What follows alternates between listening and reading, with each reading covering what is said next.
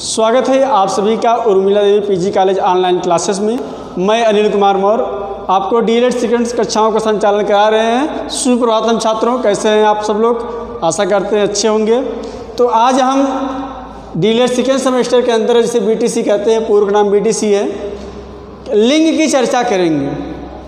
देखिए, संज्ञा का जो शब्द होता है, संज्ञा का जो शब्द आधार होता है, वो तीन चीज़ों पर डिपेंड करता है। कौन कौन से डिपेंड करता है? तीन चीज। लिंग, पहला लिंग, दूसरा वचन, तीसरा विभक्ति। यही संज्ञा का तीन आधार होते हैं। जैसे आप लोग शब्द रूप पढ़ते होंगे, तो शब्द रूप में क्या होता है? जैसे राम है, लिंग की बात करें, उसी के अंदर राम है। राम कौन सा लिंग है? जाहिर सी बात है, राम पुल्लिंग है। क्यों पुल्लिंग है भाई? जिससे लिंग क्या होता है? जिससे व्यक्ति की पहचान हो, जिससे पुरुष या स्त्री जात का बोध हो, वही क्या होता है? लिंग होता है।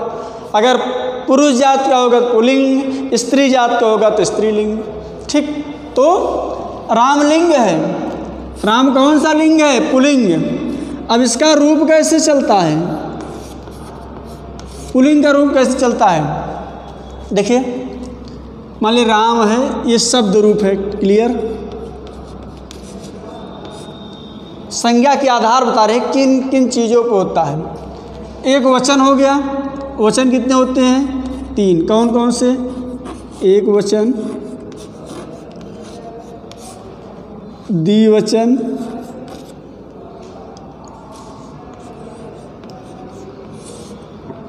एक वचन, द्विवचन एवं बहुवचन। ठीक, बात समझ में आई? विभक्तियाँ, यही है विभक्तियाँ। प्रथमा, द्वितीया, तृतीया, ऐसे ऐसे करके चतुर्थी, पंचमी, षष्ठी, सप्तमी। ठीक, इसको मान लीजिए चतुर्थी, इसको मान लीजिए पंचमी, ये षष्ठी। प्रथमा, द्वितीया, तृतीया, चतुर्थी, पंचमी, षष्ठी और सप्तमी। यही है संज्ञा का आधार। इसी आधार पे चलते हैं। एक वचन में होगा तो एक वचन, द्विवचन होगा द्विवचन, बहुवचन में होगा तो बहुवचन में। तो कहने का मतलब, इसे क्या कहते हैं? ये त्रिदेव हैं। संस्कृत के संज्ञा शब्द के क्या हैं? त्रिदेव हैं। इन्हें त्रिकोटियाँ भी कहते हैं। त्रिकोटियाँ, तीन कोटियाँ कौन कौन से हैं? तीन कोटियाँ।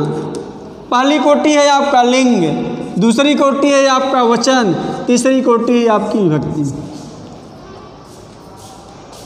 ठीक, इसे क्या कहते हैं? त्रिन कोटियाँ। अब चलते हैं लिंग शब्द। अब लिंग की चर्चा करते हैं हम। तो लिंग संस्कृत भाषा का शब्द है। लिंग किसका शब्द है? लिंग संस्कृत भाषा का शब्द है, जिसका अर्थ होता है चिन्ह।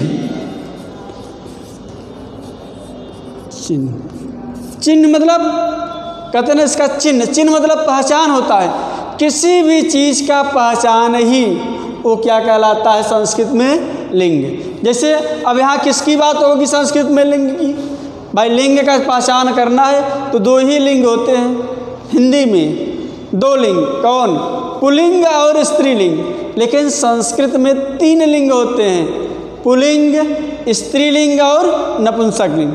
जो पुरुष जात से जिसकी समानता हो पुल्लिंग, स्त्री जात से जिसकी समानता हो स्त्रीलिंग, जिससे कोई समानता हो किस में चलाता है? नपुंसकलिंग में। बात समझ में आई?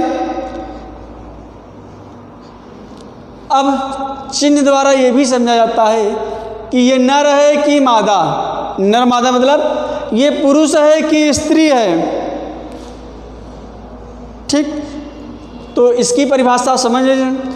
जिससे पुरुष या स्त्री जात का बोध होता है, जिससे पुरुष। लिंग एग्जाम में बहुत पूछता है, खासकर डीएलएड के एग्जाम में। इसकी परिभाषा आप लोग याद कर लीजिए, हम लिख रहे हैं, आप याद कर दीजिए। जिससे पुरुष या स्त्री जाति का बोध होता है उसे लिंग कहते हैं, उसे लिंग कहते हैं। ठीक, अब लिंग के भेद, लिंग के भेद, तो जाहिर सी बात है दो चीज़ों की चर्चा हुई है, पुरुष या स्त्री। तो पहला हो गया पुल्लिंग, हिंदी की बात हो रही है, और दूसरा हो गया स्त्रीलिंग। अब पुल्लिंग किसे कहते हैं? जिससे पुरुष जात का बोध होता है उसे पुल्लिंग कहते हैं, जिससे स्त्री जात का बोध होता है उससे स्त्रीलिंग कहते हैं। ठीक, अब हिंदी भाषा में यही दो लिंग होते हैं। संस्कृत में चलेंगे तो एक तीसरे लिंग की चर्चा होती है जिसे हम आप नपुंसक लिंग कहते हैं। ठीक, अंग्रेजी भाषा की बात करें तो अंग्रेजी भाषा में 4 लिंग होते हैं, पुल्लिंग, स्त्रीलिंग, उभयनिष्ठ लिंग और नृजुलिंग। ठीक, अगर पुल्लिंग की बात करें तो पहला है पुल्लिंग, जिससे पुरुषत्व का बोध हो, पुरुषत्व मतलब जिससे पुरुष जाति का बोध हो, उस शब्द को पुल्लिंग कहते हैं। जैसे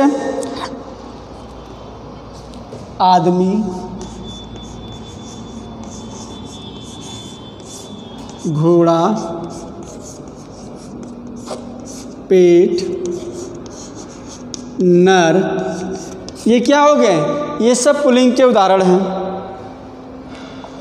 ठीक,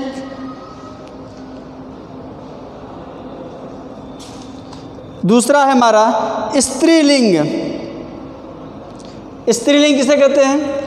जिससे स्त्री जात का या स्त्रीत्व का बोध होता है उसे हम स्त्रीलिंग कहते हैं। स्त्रीलिंग कौन से उदाहरण है? जैसे लड़की, गाय, भैंस, ये सब क्या हैं? ये सब स्त्रीलिंग हैं। तो लिंग की कुछ महत्वपूर्ण बातें थी जिसको हम क्या बताते हैं। पहली बार लिंग की परिभाषा पूछता है, तो जिससे स्त्री या पुरुष जाति का बोध होता है उसे लिंग कहते हैं। हिंदी में लिंग कितने भेद होते हैं? हिंदी में लिंग के 2 भेद होते हैं। कौन कौन से? पुल्लिंग और स्त्रीलिंग। पुल्लिंग किसे कहते हैं? जिससे पुरुष जाति या पुरुषत्व का बोध होता है या पुरुष जाति का बोध होता है उसे पुल्लिंग कहते हैं। स्त्रीलिंग किसे कहते हैं? जिससे स्त्री जात का बोध होता है इसे स्त्रीलिंग कहते हैं। ठीक, पुरुष, अब चर्चा हो जाए यहाँ पुरुष।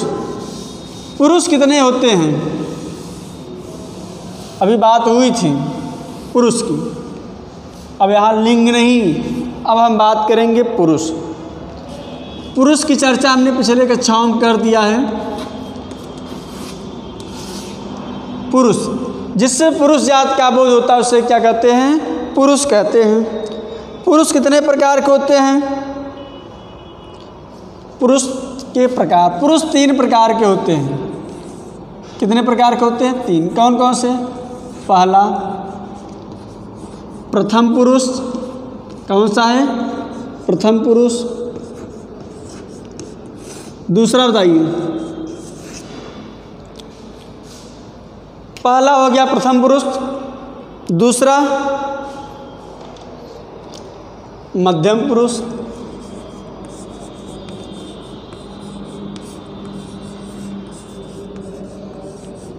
तीसरा आपका हो गया उत्तम पुरुष।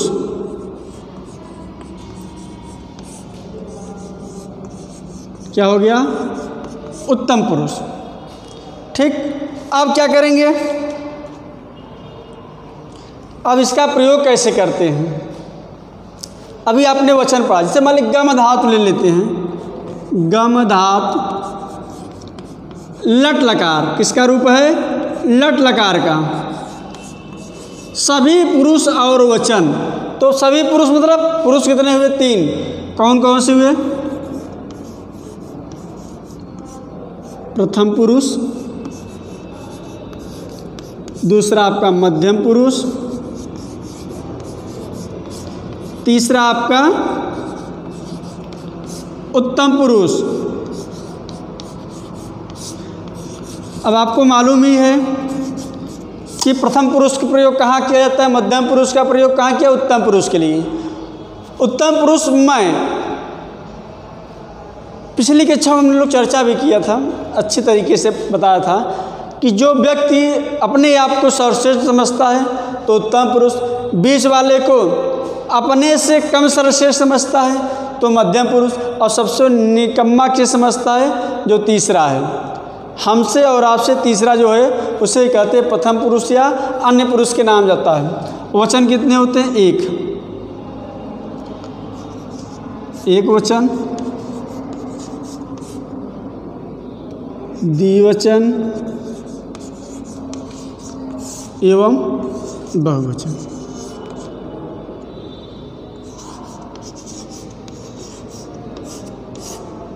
बात समझ में आई?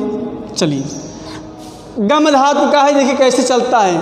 तो प्रथम पुरुष के साथ क्या चलता है? प्रथम पुरुष के साथ सर्वनाम में क्या चलता है? स। तो ये स गच्छति, वह जाता है। द्विवचन में प्रथम पुरुष क्या चलेगा? स तौ, तौ गच्छते हैं। बहुवचन में ते गच्छन्ति। ठीक। मध्यम पुरुष तुम जहाँ आ जाए वहाँ मध्यम पुरुष संबंधित होता है। जैसे त्वम गच्छसि,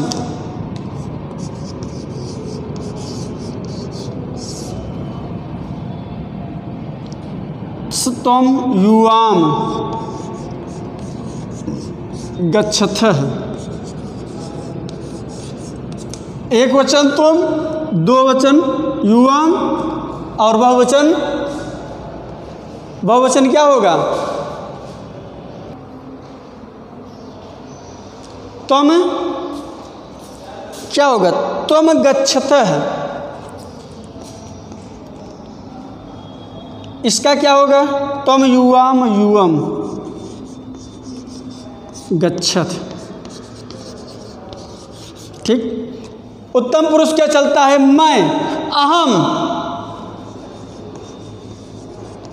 एक वचन। द्विवचन में आवाम, और ये बहुवचन में अहम आवाम युवम। तो इसका क्या चलता है? गम धातु का गच्छामि, एक वचन गच्छामि। द्विवचन गच्छावः, गच्छामः। ये रहा है आपका पुरुष। पुरुष कितने होते हैं? 3। प्रथम पुरुष के कितने भेद होते हैं? 3। कौन कौन से? प्रथम पुरुष, मध्यम पुरुष, उत्तम पुरुष। प्रथम पुरुष का प्रयोग कहाँ किया जाता है? तीसरे के लिए, दूर व्यक्ति के लिए। वह, वे सब। एक व्यक्ति है तो वह, दो व्यक्ति है तो वे दोनों, दो से अधिक है तो वे सब। ये डिपेंड करता है वचन, एक वचन, द्विवचन और बहुवचन। तो जो दूर होता है वह, वे सब, वे लोग, इसके लिए हम प्रथम पुरुष का प्रयोग करते हैं।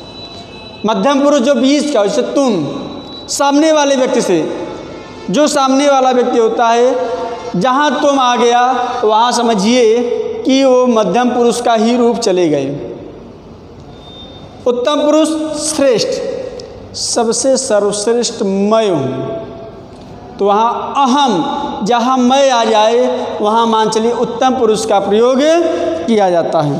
तो इस प्रकार प्रथम पुरुष, मध्यम पुरुष और वचन पुरुष का प्रयोग आप देखिए। अब इसी में हम वचन की बात कर लें। इसी में वचन कितने होते हैं? वचन 3 होते हैं। वचन का अर्थ क्या होता है? वचन का अर्थ संख्या से होता है। वचन मतलब क्या होता है? वचन मतलब होता है संख्या। क्या होता है? संख्या। अर्थात कहने का तात्पर्य शब्द के जिस रूप से एक या अनेक का बोध होता है उसे ही हम क्या कहते हैं? वचन। बात समझ में आई? शब्द के जिस रूप से एकत्व या अनेकत्व अर्थात एक या अनेक का बोध होता है उसे वचन कहते हैं। ठीक, जिस प्रकार आपने अभी लिंग पढ़े उसी प्रकार वचन भी है। ये रूप मात्र होता है। रूप मात्र मतलब जैसे यहाँ एक संख्या का बोध हुआ तो एक वचन, द्विसंख्या का बोध हुआ द्विवचन, और 2 से अधिक तो बहुवचन। तो वचन कितने होते हैं? 3। कौन कौन? यही जो अभी आपने लिखा है। पहला एक वचन, दूसरा द्विवचन, और तीसरा बहुवचन। बात समझ में आई? यही एक वचन, द्विवचन और ये वचन, चाहे आप शब्द रूप पढ़े, चाहे धातु रूप पढ़े, चाहे संज्ञा पढ़े या सर्वनाम पढ़े, तीनों में मुख्य भूमिका निभाते हैं। अगर एक लोग होंगे तो एक वचन, 2 लोग होंगे द्विवचन, 2 से अधिक होंगे तो बहुवचन। ठीक, जैसे ये तो संस्कृत में था। अब हिंदी में 2 ही वचन होते हैं। ठीक, हिंदी की बात करेंगे तो हिंदी में सिर्फ 2 वचन होते हैं। ये संस्कृत की बात हो रही थी। तो हिंदी में कितने वचन होते हैं? तो हिंदी में सिर्फ 2 वचन होते हैं। हिंदी में याद रखिए, वो संस्कृत का था। संस्कृत में 3 वचन होते हैं, हिंदी में 2 वचन होते हैं। बार बार कह रहे हैं। अगर इस तरीके से क्वेश्चन पूछता है तो हिंदी में कितने वचन है? तो 2। संस्कृत में कितने हैं? तो 3। ठीक, तो हिंदी में कौन कौन सा है? एक वचन और दूसरा है बहुवचन। एक वचन और बहुवचन। अब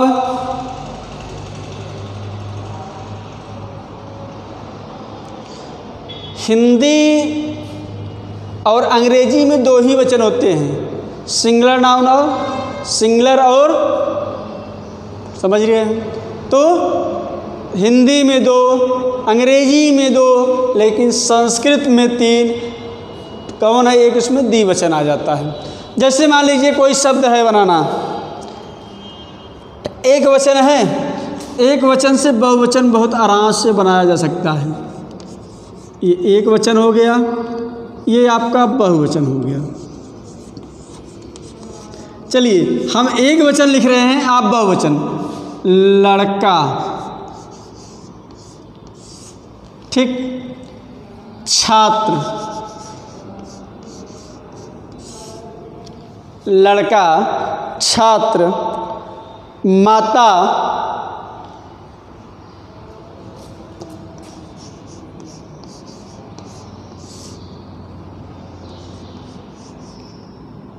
प्यारे, नहीं प्यारा। इसका बहुवचन, लड़का का लड़के, छात्र का छात्राएं, माता का माताएं, प्यारा का प्यारे। ठीक, इस हिसाब से देखते हैं कि एक वचन का बहुवचन का रूप। जैसे बहू का, बहु मतलब एक बहू, कहे बहुए, बहुए मतलब 2 या 2 से अधिक बहुए। तो ये था आपका एक वचन और बहुवचन। इसमें मान लीजिए कुछ चीज़ें दिखाई पड़ती हैं, जैसे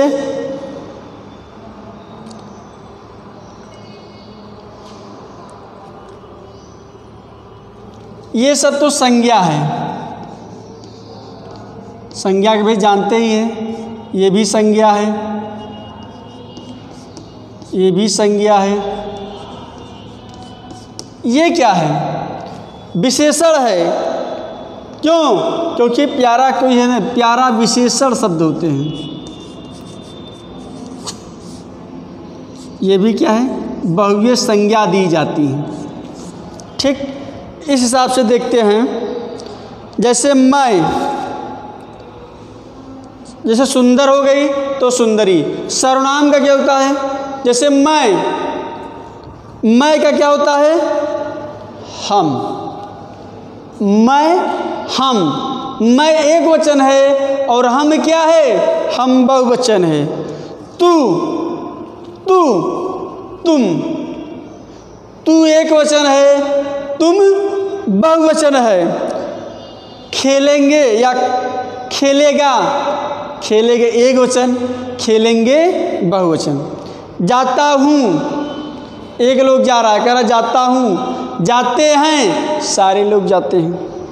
इस तरीके से आपको हमने तीनों चीज़ काफ़ी अच्छे से पढ़ा दी है। वचन, लिंग, कौन कौन से थे? वचन, लिंग और पुरुष। अब यहाँ आपको कोई दिक्कत नहीं होगी तीनों चीज़ में। हमने आपको 3 क्या पढ़ाएं? 3 कोटियों का अध्ययन करा दी। कितने कोटियाँ का? 3 कोटि। कभी कभी पूछता है 3 कोटियाँ है क्या? तो 3 कोटियाँ भैया यही है, विभक्त, वचन और लिंग। विभक्तियाँ कितनी होती है? विभक्तियाँ सब लोग जानते हैं। विभक्ति की चर्चा कर लिया जाए। विभक्ति की संख्या 7 है। विभक्तियों की संख्या कितनी है? 7। कौन कौन से? प्रथमा विभक्ति,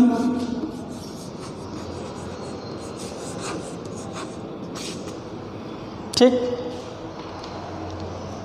द्वितीया विभक्ति,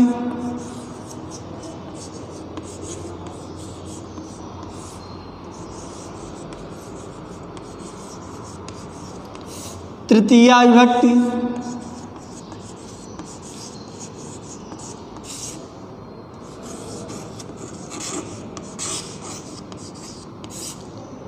चतुर्थी विभक्ति,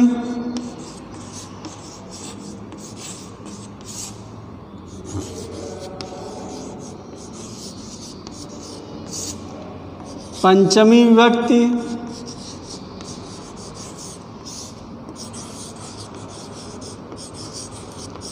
षष्ठी विभक्ति,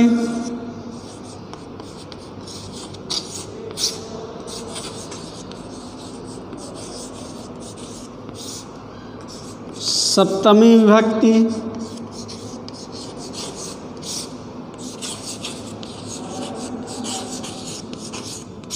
ठीक। कभी कभी चिन्ह पूछता है तो विभक्तियों का चिन्ह डालिए। कारक इसमें देख लीजिए। कारक, कारक 6 होते हैं, हिंदी में 7 ही होते हैं। मान लीजिए कारक, कर्ता कारक, प्रथमा विभक्ति में क्या है? कर्ता कारक, द्वितीय विभक्ति में कर्म कारक,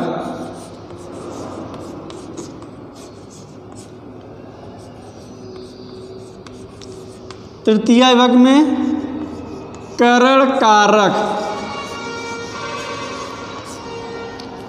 चतुर्थी में संप्रदान कारक, पंचमी में अपादान कारक, षष्ठी में संबंध कारक, सप्तमी में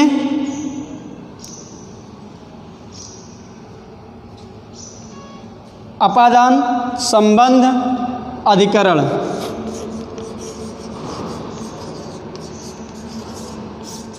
कारक। चिन्ह देख लीजिए, इसका चिन्ह क्या होता है। प्रथमा कर्ता ने, प्रथमा कर्ता कारक चिन्ह ने, द्वितीया कर्म को तृतीया करण से द्वारा, चतुर्थी संप्रदान के लिए, पंचमी से अलग होने के अर्थ में, ठीक, अलग होने के अर्थ में, संबंध का, के, की, रा, रे, री, अधिकरण में या पर। यही है विभक्तियाँ। विभक्तियाँ 7 होती है। कारक हो गए, विभक्ति हो गए, उसके चिन्ह हो गए, ठीक। कारक, विभक्ति एवं उसके चिन्ह। तो इन सब चीज़ों की चर्चा हो गया। तो विभक्तियाँ कितनी होती है? 7। कारक कितने होते हैं? 6 हिंदी में। चिन्ह क्या? ये कभी कभी पूछ लेता है, तो इसको आपको याद कर लेना है कि ने, को, से, के लिए, से अलग होने के अर्थ में, का, के, की, और यहाँ पर है रा, रे, री, का, के, की, रा, रे, री, ठीक, अधिकरण में पर। इस प्रकार से हमने आपको आज सारी चीज़ों का अध्ययन करा दिया, जो भी महत्वपूर्ण चीज़ थे। अब हमें लगता है कि डीएलएड सेकेंड सेमेस्टर का सिलेबस अब यहीं पर समाप्त होता है। व्याकरण संबंध इतनी भी चीज़ थी, संज्ञा, सर्वनाम, क्रिया, विशेषण, इसी में आज समाप्त होता है। अगले वीडियो में हम आपको पढ़ने के तरीके, ठीक, कैसे पढ़ा जाता है, किन किन मुद्राओं को पढ़ाता है, पढ़ने के कौन कौन से ढंग होते हैं, इस पर चर्चा करते हैं। तो हमारा वीडियो आपको कैसा लगा, इस पे कमेंट ज़रूर करिएगा, ठीक। मिलते हैं फिर आपको अगले वीडियो में एक नए टॉपिक लेकर। तब तक के लिए धन्यवाद।